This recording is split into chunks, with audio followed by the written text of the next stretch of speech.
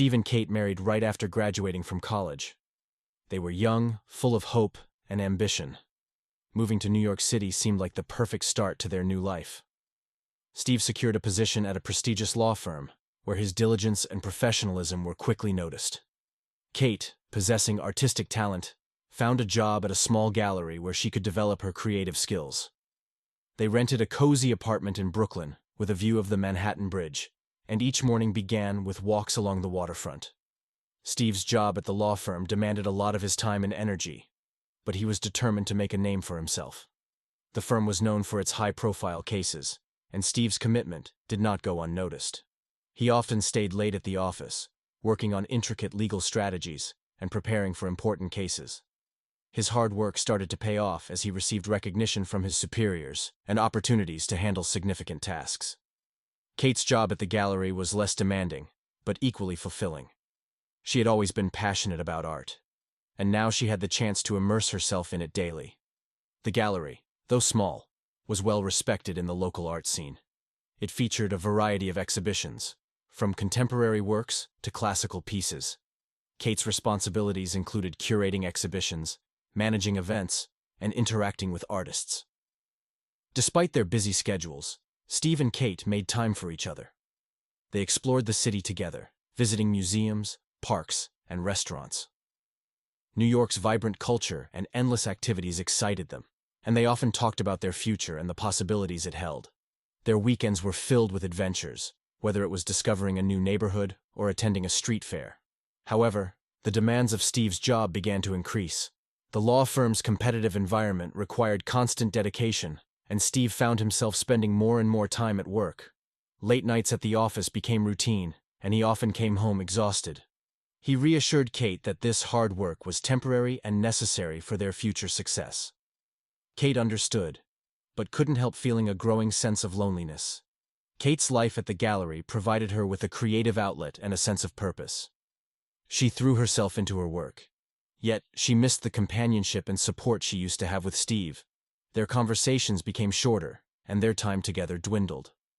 Kate tried to stay positive, focusing on her art and the opportunities her job provided. At work, Steve met David, a charismatic and successful attorney, who quickly became his mentor and friend. David was older and more experienced, and Steve admired his professionalism and confidence. David frequently invited Steve to parties with influential people, where Steve could make valuable connections. For Steve, these gatherings were a chance to network and learn from the best in the field. David's mentorship went beyond professional advice. He took a personal interest in Steve's development, offering guidance on balancing work and life, navigating office politics, and planning for long-term career growth. Steve found himself looking up to David, not just as a mentor but as a role model. David's success and confidence were inspiring, and Steve aspired to achieve a similar level of accomplishment. Meanwhile, Kate began to feel increasingly isolated, as Steve's work commitments kept him away from home more often. She started attending social events organized by the gallery to fill the void left by Steve's absence. These events were vibrant and diverse, attracting artists, critics, and art enthusiasts. It was at one of these gallery events that Kate met David. He was a regular guest at such gatherings, appreciating the cultural and social opportunities they provided. David showed genuine interest in Kate's art, sparking conversations about creativity and artistic expression. He was knowledgeable about the art world and offered insightful perspectives that resonated with Kate. As Steve and David's professional relationship deepened, David's interactions with Kate also became more frequent. He often attended gallery events where Kate showcased her work, providing her with feedback and support. These interactions grew more personal, with David sharing stories about his own life and interests. Kate found herself looking forward to these conversations, enjoying the intellectual and emotional connection they shared. Steve, unaware of the growing bond between Kate and David, continued to immerse himself in his work. Late nights at the office became a regular occurrence, leaving little time for him and Kate to connect. Steve rationalized his absence as a necessary step towards securing their future, hoping that his hard work would eventually lead to a more comfortable and stable life. Kate's feelings of loneliness intensified as Steve's work hours extended. She missed the companionship and support they once shared. Despite her own busy schedule at the gallery, she couldn't help but feel the strain of their disconnected lives. The vibrant social events she attended offered some distraction, but they also highlighted the absence of Steve in her daily life. David's presence in both Steve and Kate's lives became more pronounced. For Steve, David was a mentor and a guide, helping him navigate the complexities of his career. For Kate, David was a friend and confidant, providing the emotional support she lacked at home. The dynamic between the three of them evolved subtly. Steve saw David as a valuable ally and friend, someone who could help him climb the professional ladder. Kate, on the other hand, found in David a source of understanding and companionship that she desperately needed. David's charm and attentiveness towards Kate did not go unnoticed by her. She appreciated the attention and the genuine interest he showed in her work and thoughts. Their conversations often extended beyond the confines of gallery events, leading to occasional coffee meetings and casual dinners. These interactions provided Kate with a sense of connection and validation that she missed in her marriage. Kate complained about the lack of attention and understanding from her husband. She felt forgotten and unnecessary. During this time, David began to show interest in her, and their communication became more personal and candid. Steve's dedication to his job at the law firm was driven by his ambition and the desire to provide a stable and prosperous future for his family. He was working on high-stakes cases, and the pressure to perform was immense. The long hours and intense workload left him physically and emotionally drained. Despite his success at work, the strain on his marriage was becoming evident. At home, Kate's frustration grew. She had supported Steve's career aspirations from the beginning, but the reality of their situation was wearing on her. The excitement of their early days in New York had faded, replaced by a routine that revolved around Steve's work schedule. Kate's own achievements at the gallery seemed overshadowed by Steve's relentless pursuit of success. She often found herself eating dinner alone, with Steve either working late or too tired to engage in meaningful conversation when he finally got home. During this turbulent period, David's interest in Kate became more noticeable. He had always been friendly and supportive, but now his attention took on a more personal tone. David's compliments about her art, his thoughtful questions, and his genuine concern for her well-being provided Kate with a sense of validation she desperately needed. She began to confide in him about her struggles with Steve, finding comfort in David's understanding and empathy. Steve remained largely oblivious to the growing closeness between Kate and David. His focus on his career left him little time to notice the subtle changes in Kate's behavior. He was aware of the tension at home, but attributed it to the stress of his job and the sacrifices required to achieve their goals. Steve's attempts to address the issues were often met with frustration from both sides, leading to further alienation. The situation reached a tipping point when one evening, after another heated argument, Kate left the apartment in tears.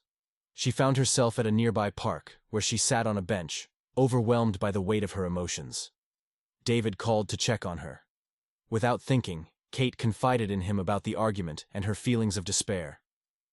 David listened patiently, offering words of comfort and reassurance. That night marked a turning point in Kate's relationship with David. The emotional intimacy they shared began to cross the boundaries of friendship.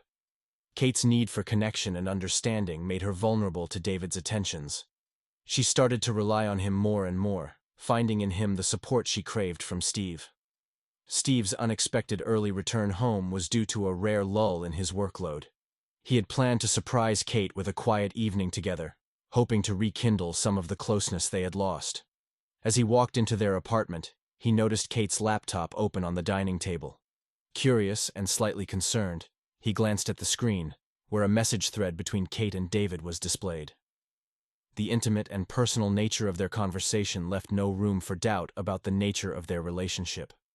His heart pounded in his chest as he read the messages, feeling a wave of nausea and betrayal wash over him. Steve had always trusted David, looking up to him as a mentor and friend. The realization that David had crossed such a significant boundary felt like a punch to the gut.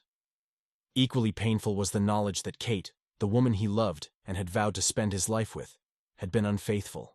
He couldn't bring himself to confront Kate immediately. The shock was too great, and he needed time to process what he had discovered. He closed the laptop quietly and retreated to the bedroom, where he sat on the edge of the bed, trying to make sense of his swirling thoughts and feelings. He replayed moments from the past months in his mind, searching for signs he might have missed.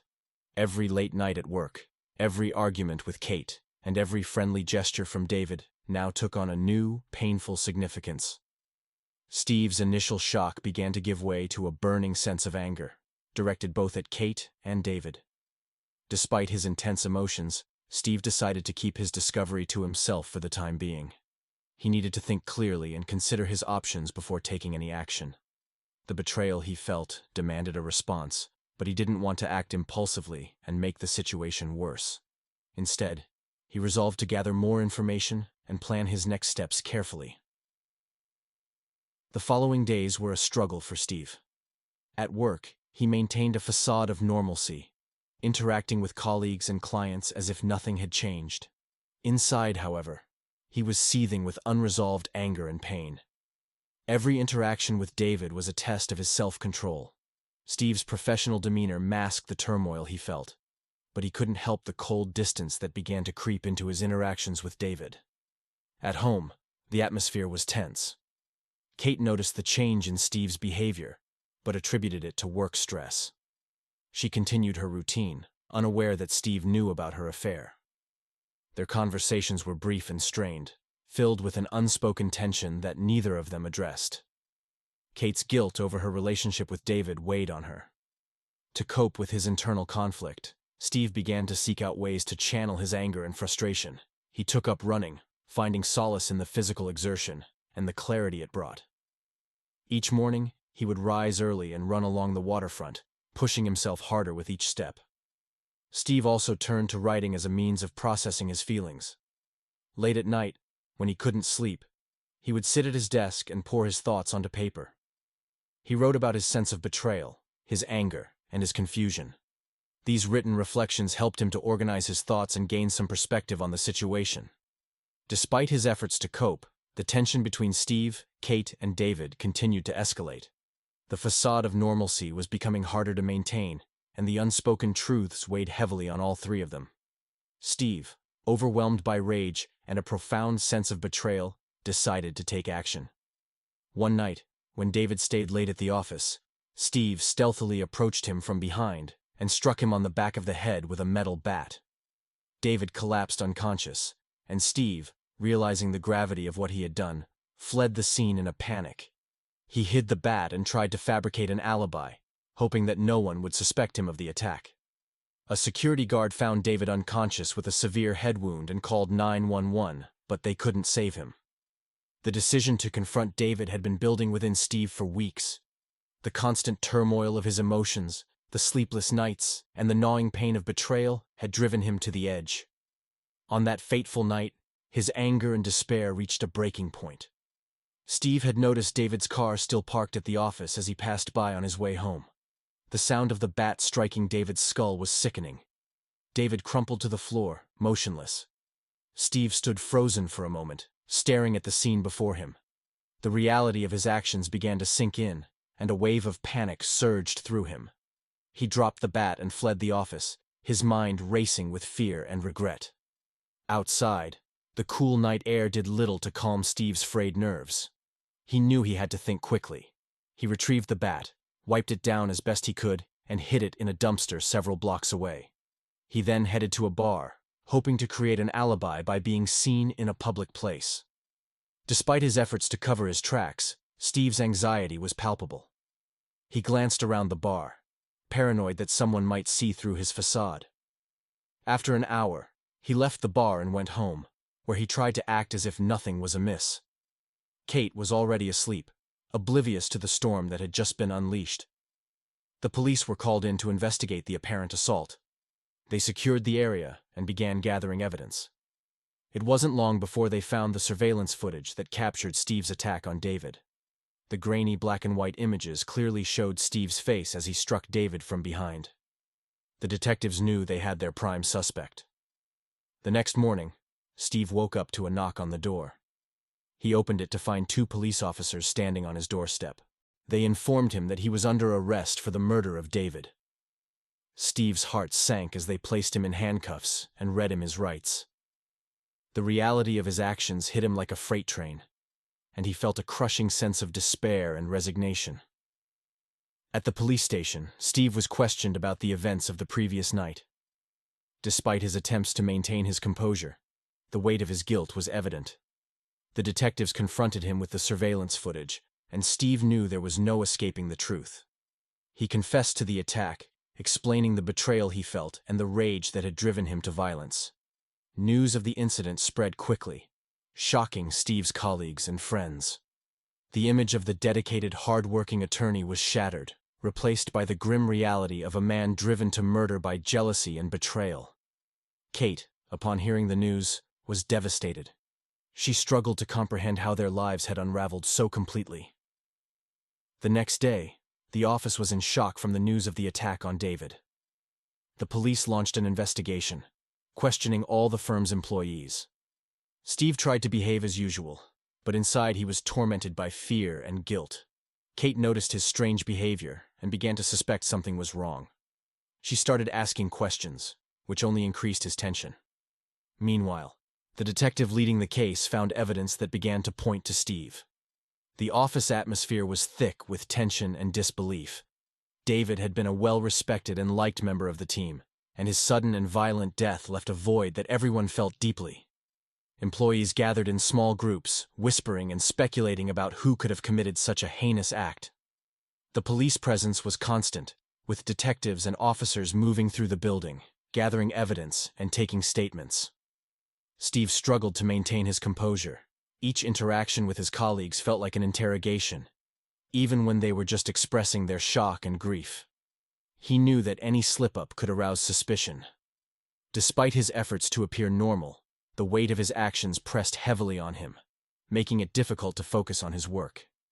His hands shook, and he found himself sweating profusely, even in the cool, air-conditioned office.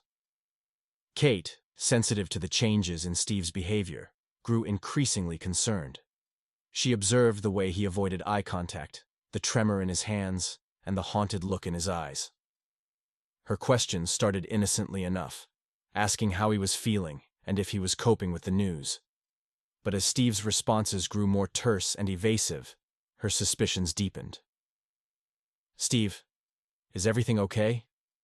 You seem really off lately," Kate asked one evening as they sat in their living room. "Just the stress from work and everything that happened with David," Steve replied, his voice lacking conviction. Kate nodded, but didn't seem convinced. She watched him closely, noting every nervous tick and strained smile. The tension between them grew, adding another layer of stress to an already unbearable situation. The lead detective on the case, Detective Harris, was a seasoned investigator with a reputation for solving difficult cases. He meticulously reviewed the evidence, piecing together the events leading up to David's death. Surveillance footage from the office building was a crucial piece of the puzzle. It showed Steve entering the building late at night and leaving shortly after the estimated time of the attack. While the footage alone was not enough to convict, it certainly made Steve a person of interest. Detective Harris decided to dig deeper into Steve's background. He interviewed Steve's colleagues, learning about his close friendship with David and his recent strained relationship with Kate. The more he learned, the more Steve's behavior seemed suspicious. Harris obtained a search warrant for Steve's home and car, hoping to find additional evidence. The search yielded significant results. In Steve's car, they found traces of blood that matched David's DNA. Additionally, a forensic analysis of Steve's laptop revealed that he had been searching for ways to conceal evidence and avoid detection. Steve's colleagues were shocked when they learned of his possible involvement. Many had seen him as a hard-working and dedicated professional, incapable of such violence. As rumors spread, the office atmosphere became even more charged with tension and mistrust. Kate's suspicions were confirmed when Detective Harris visited their home to question her about Steve's whereabouts on the night of the murder. The detective's pointed questions and the evidence he presented left no doubt in her mind that Steve was involved. Her initial shock gave way to a mix of anger, fear, and confusion. "Mrs. Mitchell, did your husband mention anything unusual about his activities that night?" Detective Harris asked, his tone calm but probing. Kate hesitated, glancing at Steve before replying. "He said he went for a drink, but he's been acting so strange lately. I didn't think much of it at the time." Steve felt a cold sweat break out on his forehead as he listened to Kate's response. He knew that the walls were closing in, and it was only a matter of time before he would have to face the full consequences of his actions. Steve's mental state deteriorated rapidly under the pressure. He found it increasingly difficult to sleep, plagued by nightmares and a constant sense of impending doom. The once ambitious and confident lawyer was now a shadow of his former self, consumed by guilt and fear. Kate, grappling with her own feelings of betrayal and confusion, decided to confront Steve directly. One evening, after Detective Harris's visit, she sat Steve down and demanded the truth. "Steve, I need you to be honest with me. Did you have anything to do with David's death?" she asked, her voice trembling with a mix of anger and desperation. Steve looked into her eyes, seeing the pain and uncertainty there. He knew that he couldn't lie to her any longer. The truth was out, and there was no escaping it. "Kate, I did it. I attacked David," he admitted, his voice breaking. Kate's reaction was immediate and visceral. She recoiled as if struck, tears streaming down her face. The man she thought she knew had become a stranger, and the life they had built together was now in ruins. Steve's confession marked the end of their relationship, leaving Kate to grapple with the aftermath of his actions. With Steve's confession, the investigation moved swiftly toward its conclusion. Detective Harris gathered the final pieces of evidence, building an airtight case against Steve. The legal process that followed was swift and decisive. Steve was formally charged with murder, and his trial date was set. The prosecution presented a compelling case against Steve. The evidence included surveillance footage showing Steve entering and leaving the office building around the time of the attack. The footage clearly captured Steve's face, making it undeniable that he was present at the scene. Forensic evidence, including traces of David's blood found in Steve's car and on his clothing, further strengthened the case. Additionally, a forensic analysis of Steve's laptop revealed his search history, which included inquiries about how to conceal evidence and avoid detection. This painted a picture of premeditation and guilt. Several of Steve's colleagues were called to testify. They spoke about the close friendship between Steve and David and the recent tensions in Steve's personal life. Their testimonies highlighted the stark contrast between the dedicated, hard-working attorney they knew and the man who had committed such a violent act. The prosecution argued that Steve's actions were driven by jealousy and a sense of betrayal, leading him to commit murder in a moment of rage. When it was Steve's turn to testify, he appeared visibly shaken. The weight of his actions had taken a toll on him, and he struggled to maintain his composure. He confessed to the murder, explaining that his actions were a result of feeling deeply betrayed by both his wife and his best friend. He recounted the months of emotional turmoil leading up to the night of the attack, describing how he felt pushed to the edge by the betrayal he experienced. "Your Honor, I never intended for things to go this far. I was consumed by anger and despair. I acted without thinking, and I deeply regret what I did," Steve said, his voice breaking with emotion. "I know that nothing can bring David back, and I will have to live with the consequences of my actions for the rest of my life." Steve's confession, while a moment of catharsis for him, did little to sway the jury. The evidence was overwhelming, and the crime was too severe to be mitigated by his remorse. The jury deliberated briefly before reaching a guilty verdict.